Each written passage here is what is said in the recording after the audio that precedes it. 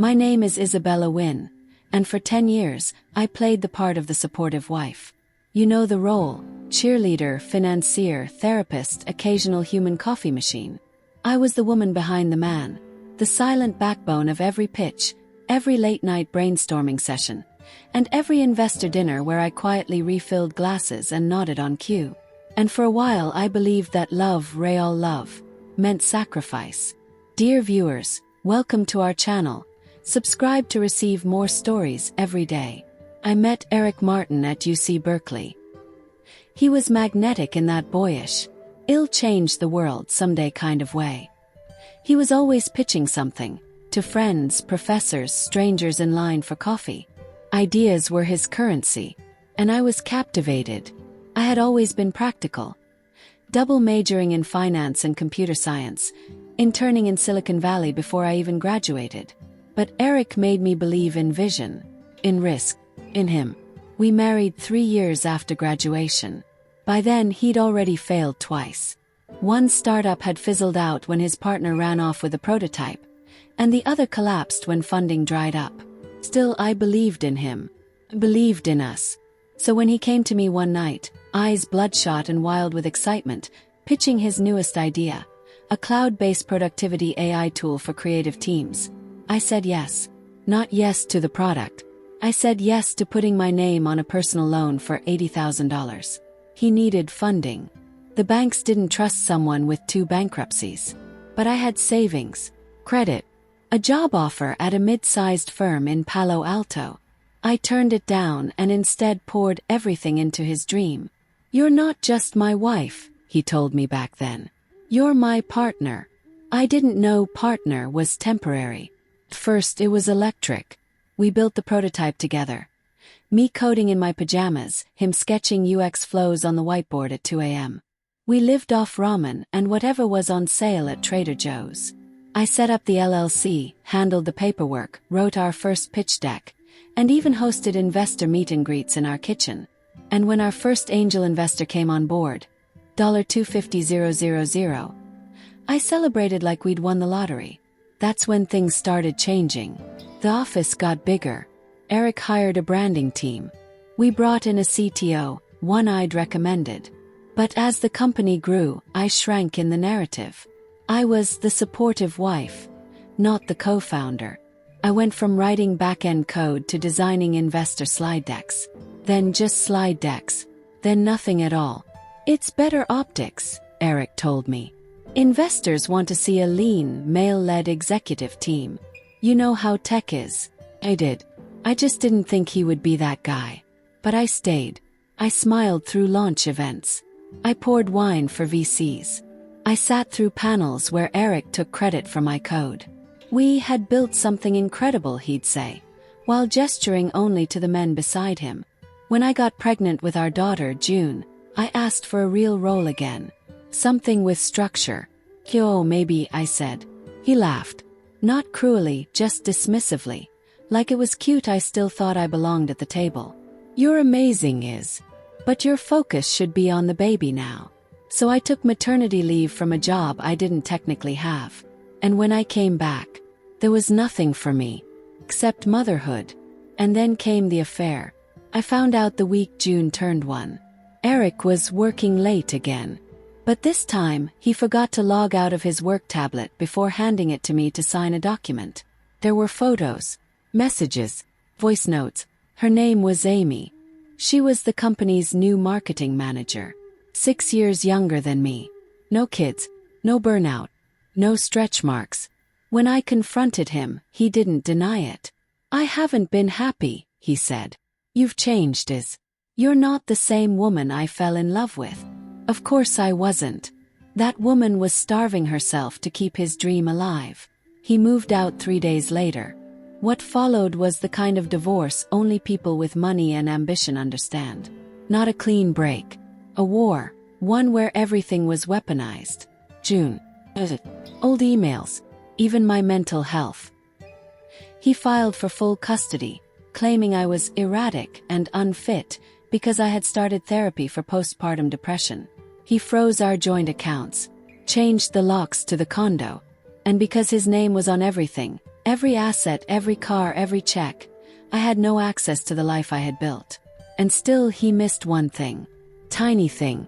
A single, barely legible clause in our founding documents, drafted when we were still dreaming on the floor of our studio apartment.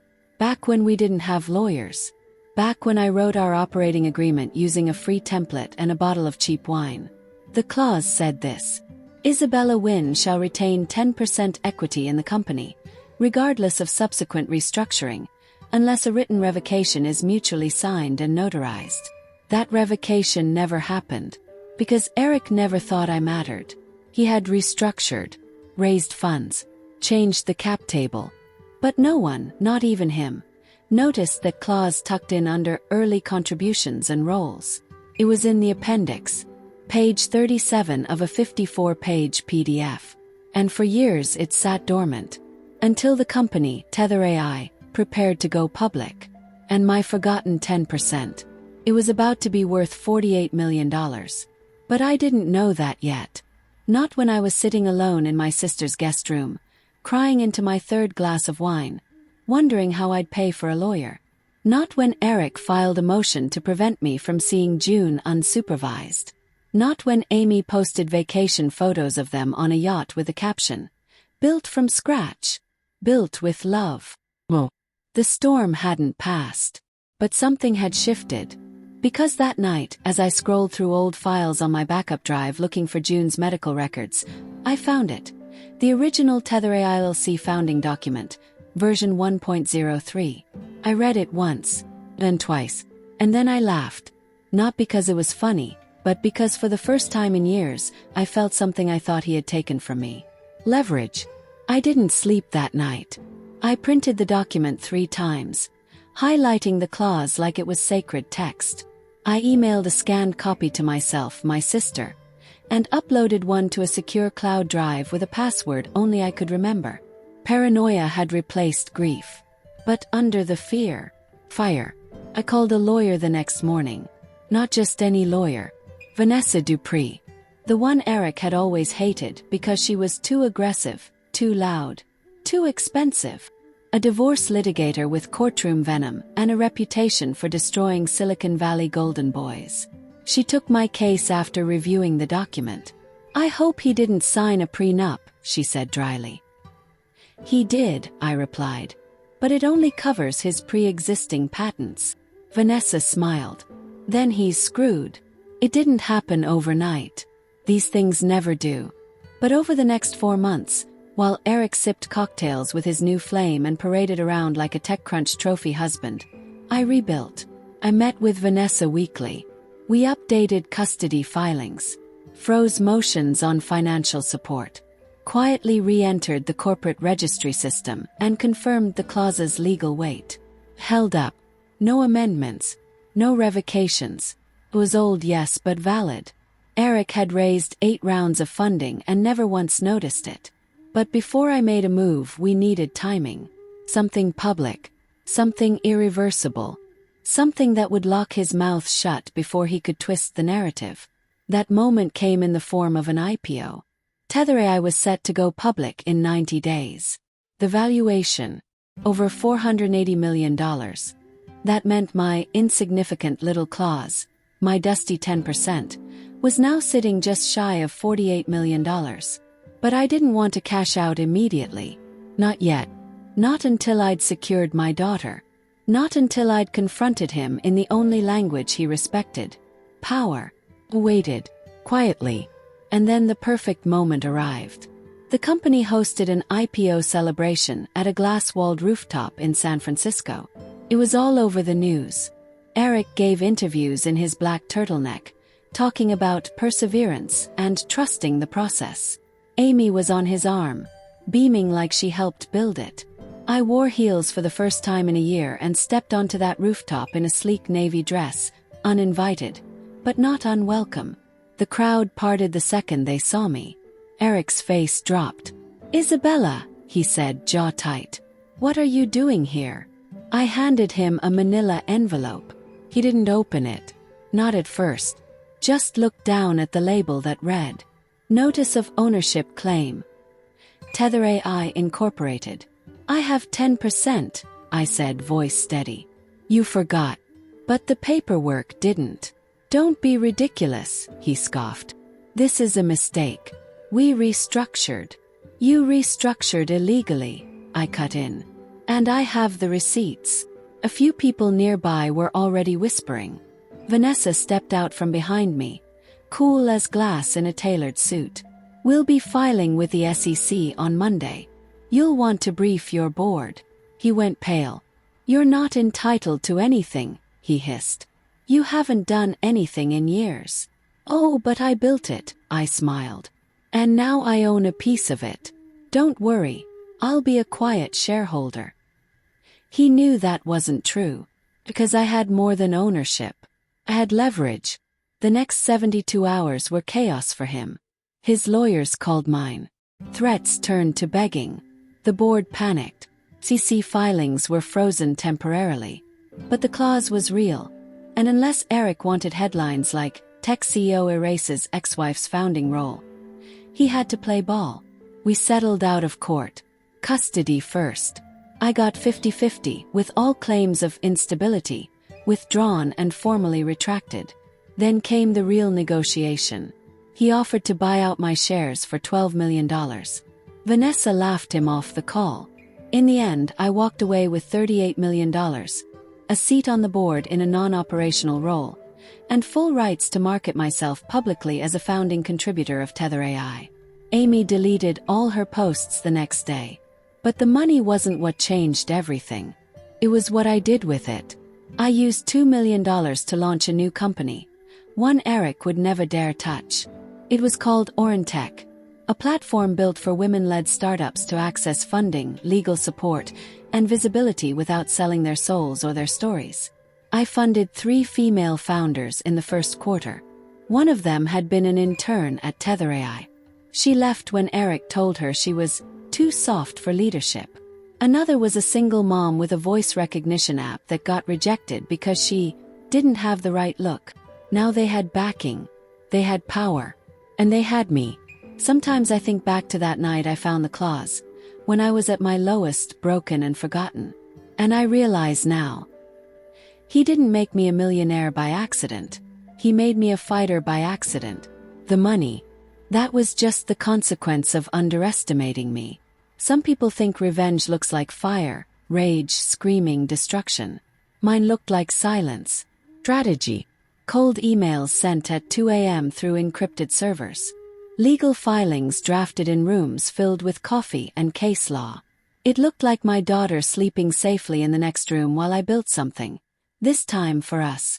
3 months after the settlement, my life had transformed. My name was on headlines, not tabloids. My inbox was overflowing with women asking me how I did it. Founders, survivors, professionals. They didn't just want a story. They wanted proof that you could be broken and still win. And I gave it to them. One Thursday morning, while June was at preschool, I met with a producer from a documentary studio that had reached out. They wanted to turn my story into a series. She expected drama, infidelity, betrayal, tech sexism. And yes, there was plenty of that.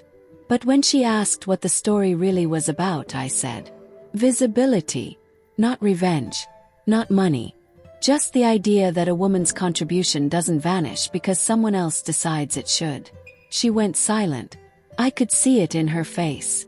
She wasn't just listening, she understood. 1 week later, the first article went live. The Forgotten Founder. How one woman outsmarted Silicon Valley's favorite CEO. It was trending within an hour. Comments poured in. Some supportive, some skeptical, others scathing. She just rode his success. She's bitter. Typical gold digger narrative. I didn't respond, but Vanessa did. She published a detailed breakdown of the legal documents, highlighting every instance where my work was logged, every early-stage contribution I made, every email, timestamp, and signed agreement. By the time the IPO lockup expired, I had been invited to speak at 3 tech summits and a Women in Leadership panel hosted by one of the very VCs who had ignored me in pitch rooms years ago. Said yes, because I no longer needed to shout. They were finally listening. Eric, however, was not enjoying his limelight. Within a year, Tether AI's stock plateaued. Rumors swirled about poor internal leadership, talent leaving, a toxic work environment. In one leaked video, a junior engineer recorded a board meeting where Eric lost control over the agenda. The clip showed him slamming a file on the table and saying, "Why is she still being mentioned in every damn article?" A board member replied, "Because she's still more respected than you are." It went viral. That same week, I was having lunch with June at a local park. She was 5 now, bright-eyed and curious, building a Lego house on the table while I scrolled through news alerts. "Mom?" she asked without looking up. "Yeah, baby. Were you really the boss before Daddy?" Froze. Then I smiled. "I helped make something," I said. "And I didn't need to be the loudest to make it real." She nodded seriously, then added a pink window to her house. "That's cool," she said. "You should build your own next time." I did. By the end of that year, Orentech had backed 11 companies, 9 of them founded by women who had once been told they weren't founder material. We hosted a summit called the Undone Deal, where failed pitches, forgotten ideas, and stolen concepts were rebuilt, reclaimed, and relaunched. Some of the investors were men. Some were even former critics. But all of them knew exactly who had made this happen.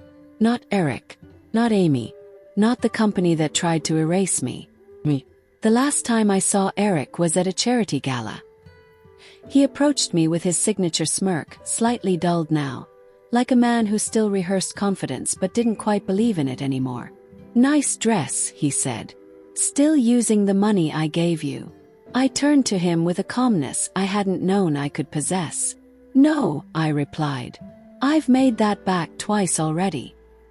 He opened his mouth, then closed it again. "You underestimated me," I said. "That was your real mistake." He laughed bitterly. "You think you're better than me now?" I stepped closer, lowered my voice just enough that only he could hear. "No," I said. "I always was. You just couldn't see it." The last twist came quietly. Months later, I was reviewing documents for a tech education nonprofit I'd begun funding when I saw something curious in a folder sent by a private investigator we had briefly hired during the custody battle.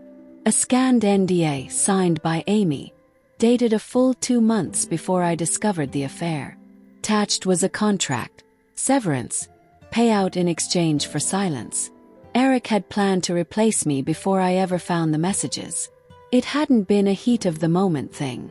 It was orchestrated, calculated. But in the end, none of it mattered, because the paper trail he left in his ambition was the very rope I used to climb back out. He had thought he was covering his tracks. Instead, he built me a ladder. Now, every time someone says he made me a millionaire, I smile and let them believe that. Because the truth, he didn't. I made myself one. He just accidentally funded it. Dear viewers, thank you for watching. If you like this story, please subscribe to our channel to receive more stories every day. Share with us what you think of this story and tell us where you're watching from.